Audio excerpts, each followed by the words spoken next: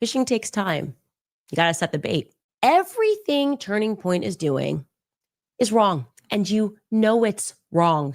So allow me to be very explicit, okay? I want war with all of you.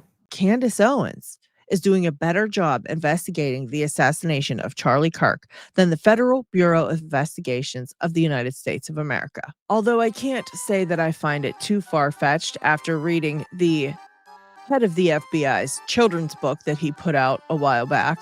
Yes, I did go ahead and get a copy of this because it was absolutely so ridiculous that I had to see what they're trying to peddle into the brains of our children. And I mean, guys, if you're reading this to your kids, you got problems. You really do. Conspiracy theory is a derogatory term. It means that we're all nuts, right? We're coming to an absolutely insane conclusion from all these weird things that we're seeing. When in fact, most of the time, these conspiracy theories are quite believable and quite logical, especially what Candace has been showing us lately. I think that the questions that she's asking need to be answered immediately. And when it comes to Turning Point USA, they're gaslighting us. They think we're all very, very stupid. And I find it quite insulting, to be honest. They keep trying to shove this narrative down our throat. Now we've got an accountant chiming in about their finances. Today, I want to take a look at some of these things that Candace Owens has pointed out that are extremely disturbing in the assassination of Charlie Kirk. It's quite obvious what's going on.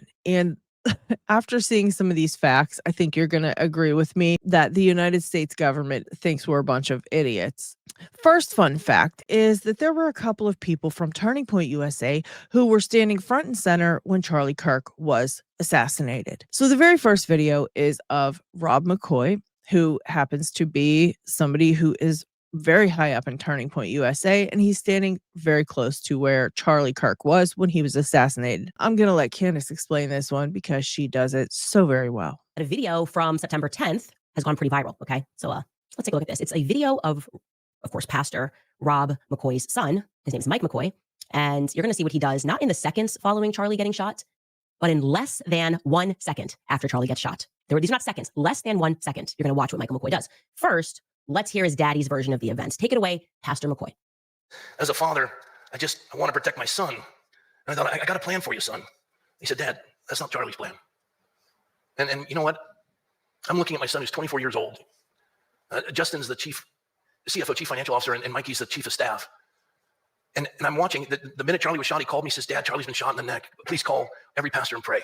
We're talking about a 24-year-old kid. Please keep this in mind. It's okay, son.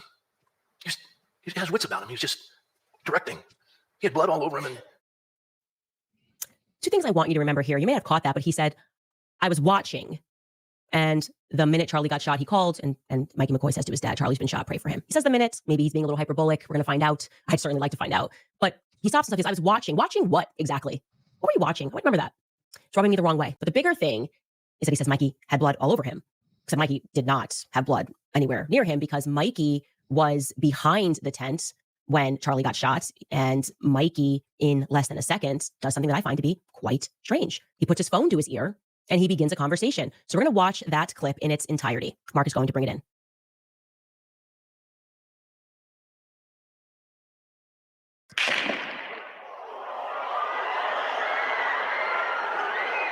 Now, note here that Charlie hadn't even fallen from his chair yet, so I don't know how he knows he was even shot. He turns and walks away before Charlie even falls out of his chair. You can hear the shot ring out, so obviously you think someone's been shot from the way everybody explodes in that like millisecond.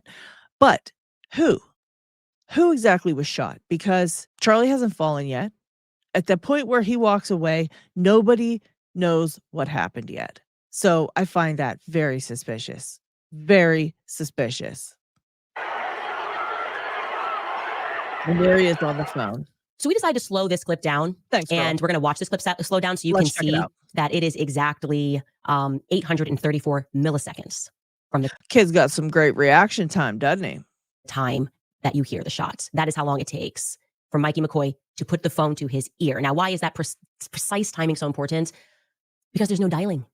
Mikey didn't have time to dial. Okay, you can't dial and put your phone to an ear in 0.834 seconds. The next time that you're going to see Mikey McCoy, as we just showed you, is in just under 2.5 seconds on the other side of the tent. He's on a phone call. So we can track Mikey, but let's watch the clip again in milliseconds so you really grasp how quickly this transpires.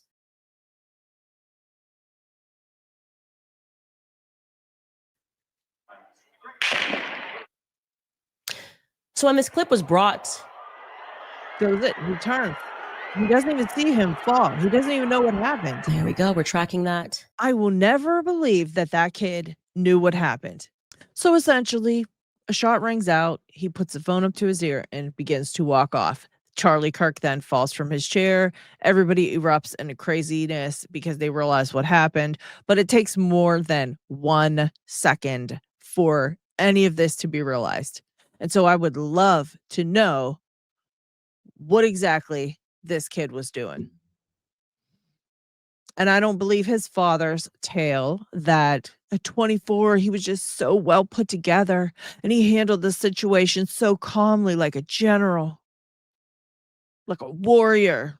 No, he's 24. When you realize that someone was assassinated feet away from you, that should shake you to your core. And if you're 24 years old and you remain calm, cool, and collected, that's just not how a normal person reacts to something. It just isn't. It just is not. Now, the next clip I want to take a look at is a clip of one of the other good friends of Charlie Kirk, who, same thing, he, is standing very close to Charlie when the shot rings out. And I want to take a look at what he decides to do when his good friend gets shot. I actually don't know why this video, I don't know what this video could have done that he sent me other than to make me feel even more uncomfortable. If you have worked with Charlie for this long, over a decade, and you watch Charlie Kirk get shot, what do you do? What would you do? I'm asking this question. What would you do? I say two things that are pretty commonplace, right? You choose between fight or flight. You run towards him or you run away, and you run away far because you don't know what's happening. Is it one shot? Are there multiple people? Are you being pursued? There's no way to process that. If you are going to be in flight, you should be sprinting and maybe calling 911. That's what I would have done if I wanted to run away and not towards Charlie to make sure he's okay. That's if you even remember that you own a phone, right? Because this is literally just happening. And if you take off, you're in flight mode. You aren't thinking of making phone calls and things. You're just, trying to get out of there. I don't think you would remember you even have a phone to call 911. But this second close friend of Charlie chose to run just a few yards away up to a grassy knoll to take out his phone. Oh, he does remember he has a phone. Okay, what's he do with it, Candace? What's he do with his phone? A couple of seconds later, he takes out his phone and he begins recording himself. What? He doesn't call 911? Okay. What must be an important message that he's trying to get across? Let's find out. It's a selfie video. He takes a video of himself. So let's watch that video. They just shot Charlie. They just shot Charlie. They just shot Charlie.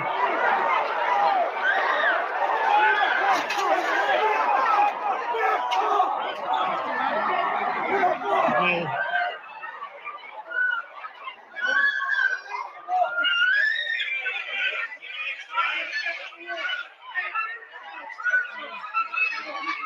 They just shot Charlie. He doesn't look like he is upset in any way. To me, he hasn't gone pale. He's not shaking. He's not even out of breath. He's not even out of breath as you would be if your adrenaline is up and you're freaking out.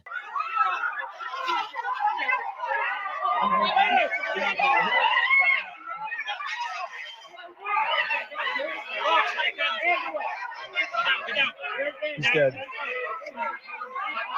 Huh? God help him.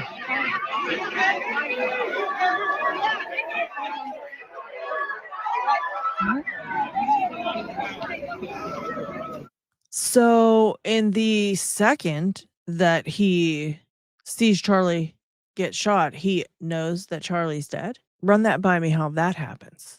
How does he know Charlie Kirk is dead at that point? Because was he even dead at that point?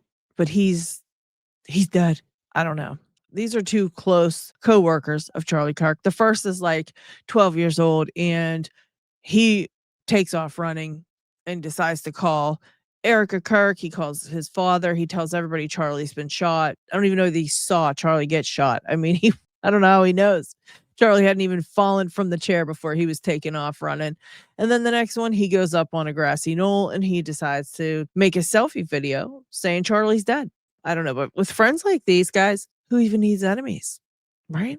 Now, I want to take a look at this interview that someone did of the security guard who's in charge of, security for Charlie Kirk. And what he says, the great big mistake that happened to allow a shooter to be able to have a clear shot of Charlie in the first place. You guys are going to shit yourself, but let's have a listen. Brian Harpole is one of Charlie Kirk's long-term security members. I have not watched this interview in its entirety, but from what I have seen thus far, it is just not that convincing.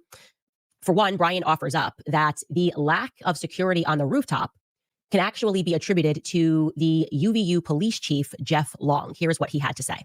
Okay. On Monday before, this correspondence went to Chief Long. Hello, Chief Long. We received this message today from the student group. There is a student roof access pretty close to where CK will be set up at the Utah Valley.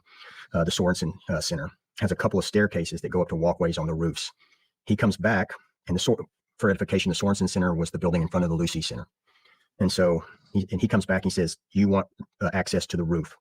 And came back and said, I was told students have access above us. If this is true, it would be nice to either have it controlled access or allow one of my guys to be there as well, if possible. He comes back and his last correspondence was, I got you covered. What else am I to do?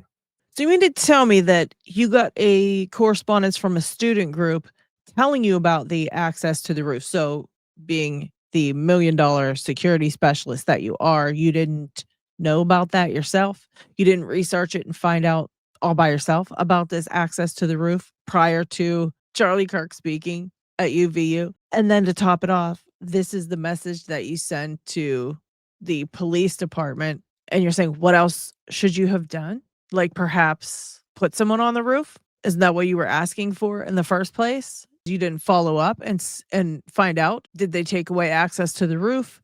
Or was that you guys' responsibility to put somebody on the roof? You didn't find out either thing. You just let it go. What are you getting paid for? Let's see what Candace decides to say about this. When a command level person from an accredited police department says, I've got this area. He didn't say I've got this area. First of all, he said, I got you covered. If you want to control access to the roof, or if you want to put a man up on the roof, I got you covered. He did not take responsibility of that area. That was up to you. And the simple fact that you didn't even know about that access is astonishing to me, being that you are paid probably millions of dollars to know that kind of stuff. Jeez. Please pick me. Okay. When you're like in school and you got to hold your hand up because you really want your teacher to see you. I have an answer for what you could have done. You could have followed up because it's your job and Charlie paid you millions of dollars, not to pass the buck. Yeah. No. Exactly. Also, you asked the police chief an either or question. And I'm just kind of like trying to understand the basic construct of sentences. He said, got you covered. What does that mean? It was an either or question. Either provide us access or get somebody up there. Got you covered means what? No follow up. That's it. Millions and millions of dollars on his security annually. And you just said, hey, a student told us that there's a rooftop and it would be good if we could have access to it, or if one of your guys could secure. Got you covered. That's it. That is so suspicious to me. I can't even begin to tell you. I can't believe that he is out here talking on podcasts and saying this and assuming that none of us are going to have questions. I would never hire that security team for anything, because even I, who don't know the first thing about security, can clearly see several holes in your, way of thinking. That's terrible to me. Terrible. That's what Charlie was paying for? Yeah. That's obviously really absurd. That is Yeah, not it is. an answer that should be accepted by anyone. I am not blown away by that. I don't accept it either, girl. Trust and believe. I do not accept it either. That's crazy to me. Like I said, I'm just in shock that he's actually saying that in public. I'm not going, oh, this is UVU's fault. Okay. By the way, Jeff Long also has a very extensive military career. I obviously have been very clear that I believe that this was a military level assassination. Everyone on the ground that day, every witness for some reason, this is not a military academy, but everybody that we can speak to that's somehow involved has an extensive military background. I'm not interested in Jeff Long's participation in this, but Brian Harpole sort of laments the fact that he won't speak up and people are losing their jobs. On the basis of that answer, you should all be fired. Exactly. I agree 100%. On the basis of that answer, they should all be fired. Yes, ma'am. There's more to that interview. If you want to check it out, you should go check it out. It just so happens that an accountant got a hold of financial documents that Turning Point has filed, and there's some questionable things going on with the finances at Turning Point USA as well, it seems like. Let's have a listen about that. It's interesting too because in a typical scenario, when somebody's murdered in broad daylight and they have like, $100 million organization behind them, it's common sense that you should check the people that work at that organization. Like that's like the first people that you should begin to investigate.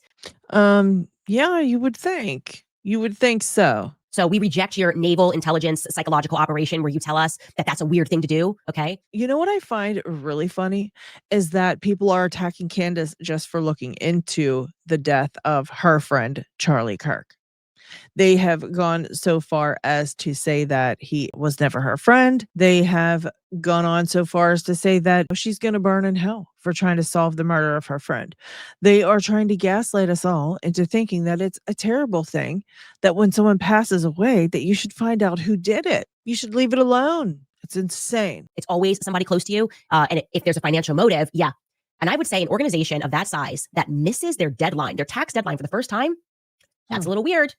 Sure. Yes, is. they did. A YouTube channel Wow. known as Wolves and Finance did a report on this, which I'm going to show. Now, this wasn't the people that I was working with, and there is somebody else that I told you that I'm going to have on my show that has been looking into this for a while. But this was extremely well done and at least brought forth some big questions that I think are on a lot of people's minds. How does an organization that size just miss not just they filed for an extension and then miss the extension deadline to file? Very strange. Let's take a listen to a part of what they had to say. Let's go look at the 990 forms that Turning Point USA submits to the IRS every year.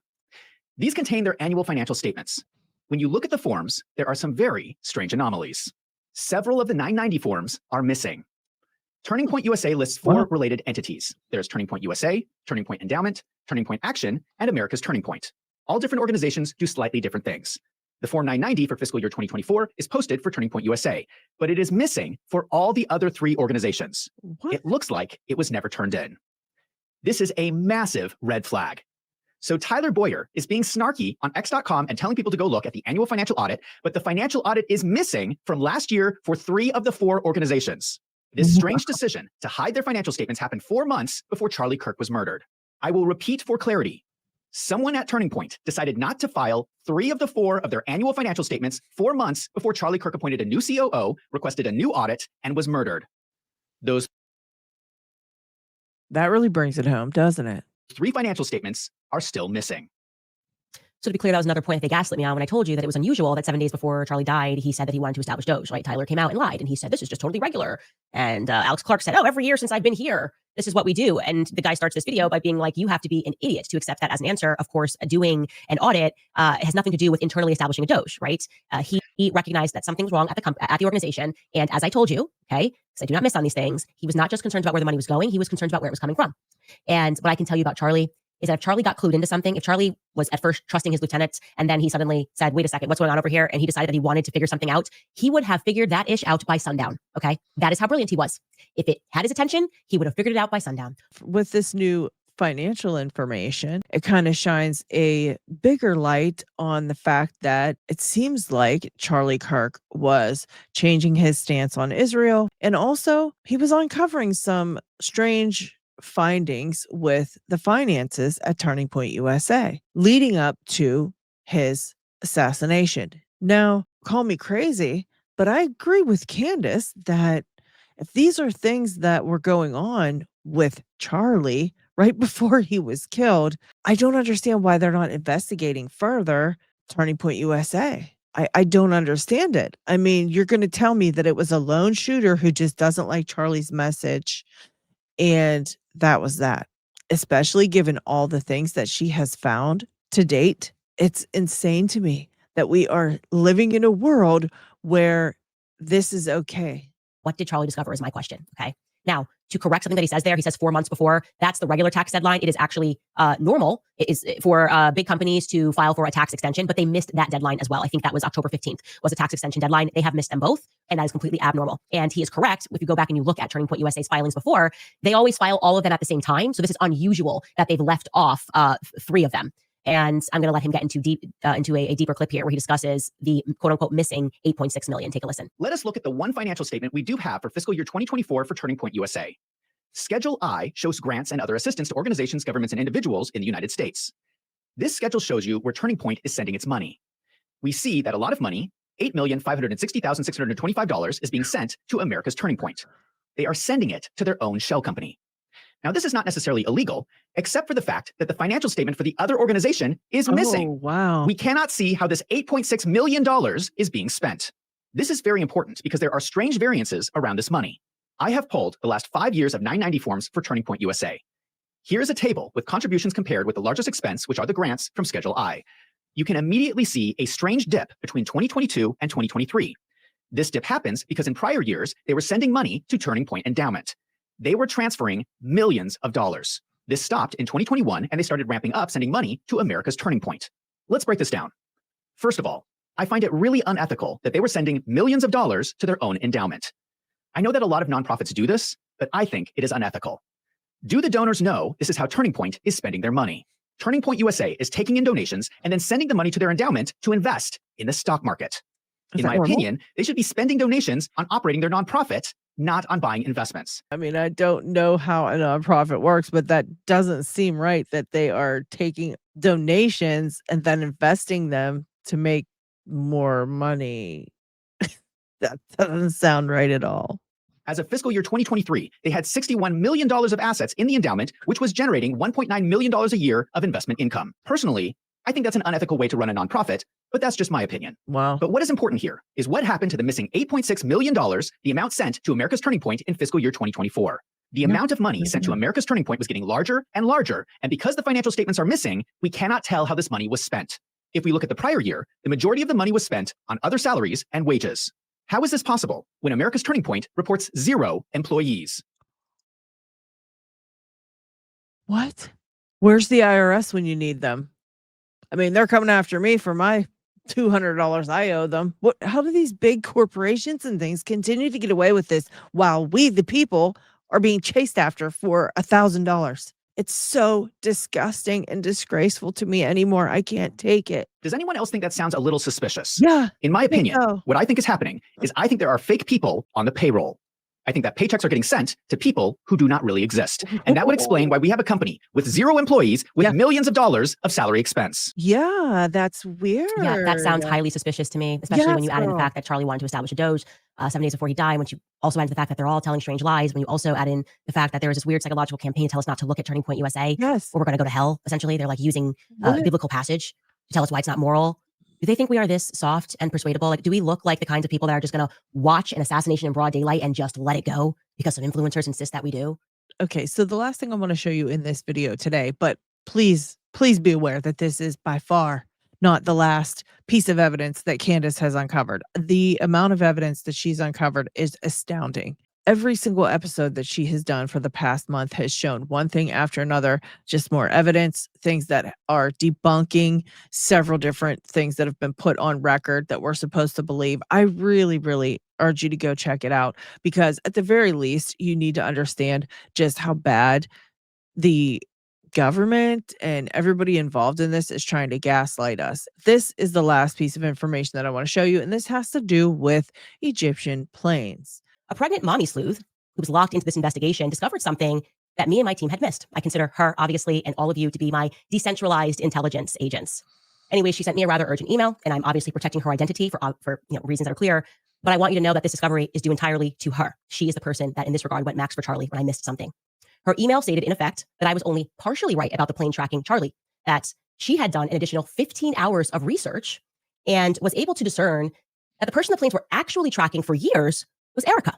Not Charlie, but Erica was the one being tracked by these planes. And indeed, it turns out that she was correct.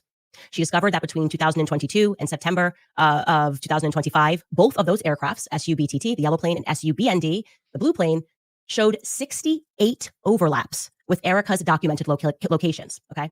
68 overlaps with Erica Kirk's documented locations. And if they decide to try to gaslight us about that, I don't know what to say, because 68 times is not a coincidence. It just isn't. 68 overlaps. I have since been able to add now 73 times that is overlapped. Okay. Okay. 73 times. 29 of those instances also happened to include Charlie. Charlie was also present. And that's what I was stumbling upon when I was looking into this. I was like, why is this plane where Charlie is? The flights were majority clustered within 5 states: Kansas, Missouri, Nebraska, Delaware, and Utah. And it's a pattern that she believes is statistically not random. Yeah. I'm telling you this information has been completely verified. I am showing this on a spreadsheet. Now, these are all the instances in which this plane, 68 instances that this plane crossed with Erica. And I'm also going to say this includes overseas as well. Okay. So my instant question becomes, why didn't Turning Point acknowledge that this plane was familiar to them? When I was taking all of these figurative online bullets, someone could have easily said something, right?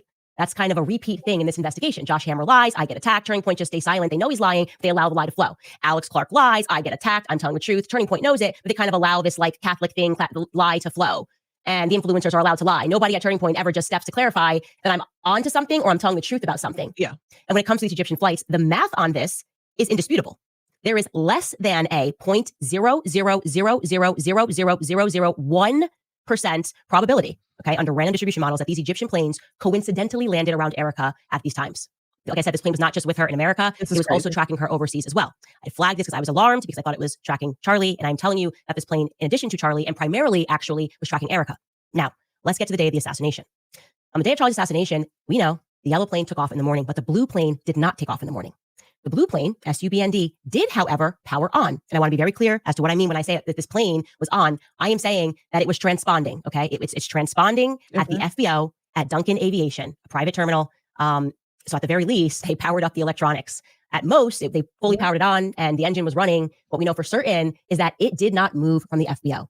Did not move. It was just on and transponding. And I want you to recognize, I'm going to make it clear for you what are the times that they were transponding. It's 2 times. I'm going to tell you those times, but first I'm going to have Mark pull this up and he can tell us what it is that what we're looking at here and how we were able to find this information about the jet that was just sitting at the FBO. Yeah, so it looks like, based on this information that I found, and I had to figure out how to use this website because my mother didn't take enough Tylenol when she was pregnant with me, so I can't get too detailed on it. But essentially, all the flight radar websites only show when the plane is actually in the air. But if the plane is on the ground and transmitting, that data from the ADS-B transponder still goes out. So this website, ADS-B Exchange, takes that raw data. And so I was able to find it on September 10th. If you look on the very left of the frame, it shows September 10th. And it looks like there's just one data point. But what I did is I zoomed in, and the plane's actually not moving. It's just GPS is a little bit inaccurate when you're this close, but you're able to see all these different times here. And that is the UTC time zone, also known as Zulu time. So subtract 7 hours from that to get Utah time. And so I tracked all these down, and I was able to find that the plane was transponding from 9:05 a.m. until 10:34 a.m. Then it was off. And then at 12:40 p.m., it came back on and turned off again at 1:29 p.m. Okay, I'm going to repeat that so that everybody understands. We were able to discern from this data as follows. On September 10th, on the day of Charlie's assassination, this plane first transponded from 9:05 a.m. plus 36 seconds until it was turned off at 10:34 a.m. and 5 seconds. Then the plane turned back on, the transponder was turned back on just 17 minutes after Charlie was shot at 12:40 p.m. and 53 seconds, and it stayed on until 1:29 p.m. and 40 seconds. So what was the blue plane doing sitting on the tarmac? We can only imagine what it was doing, okay? We can run a couple of options here. It's possible that they were just running a maintenance check. Duncan Aviation does offer maintenance repairs. It's therefore possible that it just chose to run some maintenance checks at an unfortunate time, okay? Another possibility is that a military jet, particularly one from a foreign country, would likely be equipped with encrypted satellite-based communications capabilities. True. If you wanted to make an untraceable phone call, as an example, that would be a good place to do so because only the NSA would be able to intercept that call. And it's pretty obvious that the deep state doesn't seem particularly interested in the assassination of Charlie Kirk. So that'd be a safe place to communicate on that plane. Like I said, these are our options. What we can do now, however, is we can add this to our list of verifiable Turning Point USA lies because I'm going to count this as a lie by severe omission. By keeping your mouth shut and allowing Candace to take all the figurative bullets as she points out the oddity of a plane that you guys recognized, okay? My point is that these planes were known to Turning Point USA, and we all deserve to know why they were on the ground on that day, what they were doing on the ground on that day, and also why Turning Point chose to stay mum when every influencer under the sun and every publication attacked me for even mentioning the planes, making it seem like I was dumb, I was stupid. Turning Point USA is able to provide answers to these questions. There's more that I know, by the way, but I want to challenge them to respond to this first. Were these Egyptian military planes familiar to Charlie Kirk? It is a simple yes or no question. I think they should respond. I think they should answer these questions. And I wonder myself why they continue to let people just jump all over her and make it like she's crazy. I refuse to stay quiet about it and not be a supportive voice in this because I find it all very strange too. I find it all super suspicious myself. And I highly, highly doubt that it was just a lone shooter. And I think she's onto something. And I think she's going to find out what happened. We're faced with simple facts right here in black and white. And there's no way that you can deny these things when we're looking right at them. These here are just a few tidbits of facts that Candace has found out so far.